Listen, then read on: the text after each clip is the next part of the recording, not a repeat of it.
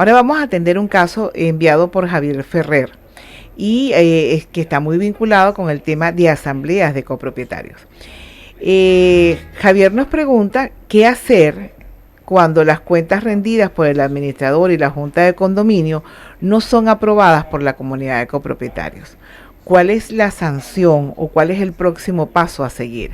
Y esto es bien interesante, Javier, porque no existe en la disposición de la ley de propiedad horizontal ningún artículo, ninguna normativa que indique qué hay que hacer cuando no son improbadas. Porque además de eso, no, la ley de propiedad horizontal no prevé la aprobación o improbación de las cuentas, sino prevé la entrega del informe de gestión. Una vez vencido el año de gestión, el administrador particularmente está obligado a rendir un informe, dentro del cual también existirá el informe de gestión de la Junta de Condominio, si la Junta de Condominio ha tenido en su gestión, en su haber, el manejo de algunos recursos. Todo el que maneje recursos ajenos está obligado a presentar cuentas y a rendir informe de lo que haga.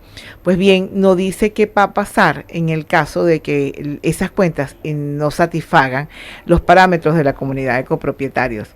Y él nos pregunta, ¿hay que volver a hacer una nueva rendición de cuentas? Pues yo lo que creo es que primero que estas cuentas tienen que ser presentadas a la comunidad de los copropietarios con anterioridad. No puede ser el mismo día de la asamblea, porque ese mismo día va a ser muy difícil poder objetar.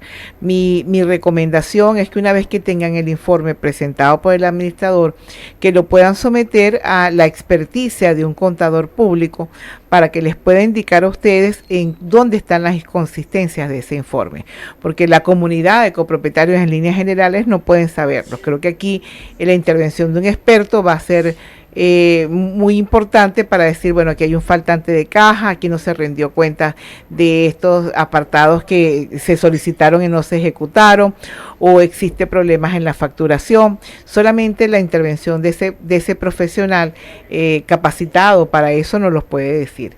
Y una vez que nosotros tengamos ese informe, dependiendo de las relaciones que existan con ellos, hay que decirles, bueno, mire, este informe rendido la revisión de este informe por parte del contador nos arrojó algunos elementos que quisiéramos considerar. Si ellos pueden explicarles dónde están las inconsistencias y pueden hacerse responsables de la misma, sería lo ideal. No pueden negarse a rendir informe. Aquí tú nos preguntas que si ellos pueden hacer caso omiso a esto. Mira, no pueden hacerlo, o al menos no deberían hacerlo, porque ese silencio o esa omisión trae consecuencias. Vamos a recordarles a todas las personas que nos escuchan que existe el artículo, el principio de la responsabilidad civil, que indica que toda aquella persona que por imprudencia, negligencia o impericia causa un daño a otro, está en la obligación de repararlo. Si durante ese periodo de gestión esta junta de condominio o este administrador causó daños a la comunidad, debe exigirse la responsabilidad.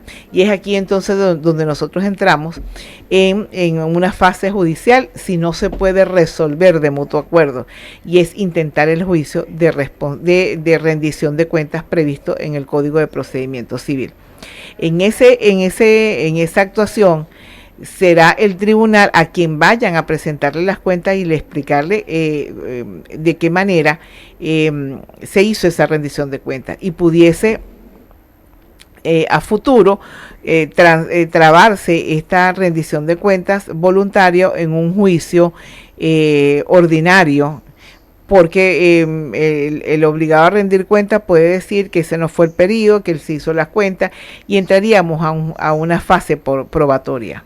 Dentro de esta fase probatoria, nosotros podemos pedir, por ejemplo, la prueba de la experticia, y es ahí donde ese contador externo e independiente del condominio que nos dio asesoría inicial pudiera postularse como uno ya formaría parte como del esquema judicial para poder elegirlo. Normalmente los expertos son nombrados por el tribunal y rinden un informe de las actuaciones. De ese resultado, de esa sentencia, donde resulte o que contenga la rendición de la cuenta y las inconsistencias o no, entonces vendríamos nosotros a poder pedir un juicio o por pago por daños y perjuicios, si es da lugar, o si se ha sometido a una experticia forense, que pudiera ser el caso, estaríamos obligados, entonces estaríamos hablando de la jurisdicción penal si existiese ese ilícito contemplado.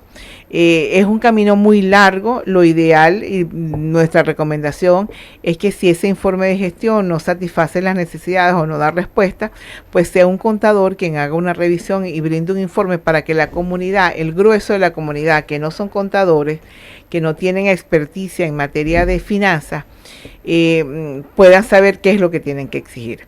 En algunos casos lo que puede existir es desorden, puede existir que no se ha llevado los comprobantes de ingreso e egreso con el orden que pide el artículo 20 de la ley de propiedad horizontal, pero también pudiéramos estar al frente de un faltante de dinero, de una apropiación indebida, no sabemos, pero no podemos ser tan irresponsables para decir sin haber hecho el estudio suficiente que hay dinero faltante. Es muy grave, es muy delicado.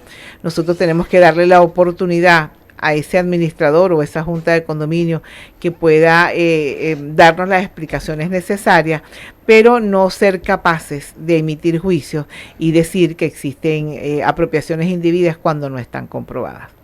Lo importante es que ellos no pueden negarse, como tú bien lo plasmas en una de tus preguntas, no pueden negarse a volver a rendir unas cuentas claras cuando ustedes le han hecho una suerte de recomendaciones, y deberían de prestarse a aclarar esas dudas a los propietarios. Y ya sabes que en caso de que ellos no los hagan voluntariamente, pues existe una acción legal, la acción de rendición de cuentas, a las cuales ellos están obligados porque es un tribunal el que los emplaza. Ya no solamente va a ser la comunidad de copropietarios.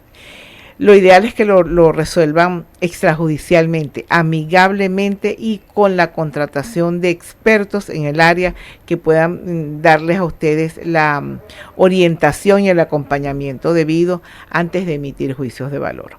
De esta manera damos respuesta a el cuarto caso que nos han enviado ustedes desde el servicio de atención gratuita